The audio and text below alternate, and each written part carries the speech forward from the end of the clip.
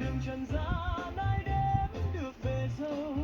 Em cứ hát vang bài ca cuộc đời, tôi ngồi đây đắn đo từng dòng nét mực phôi pha. Dẫu mai ngày đời có ngàn đôi ngã, thì chút tình này vẫn đậm sâu trong trang họ.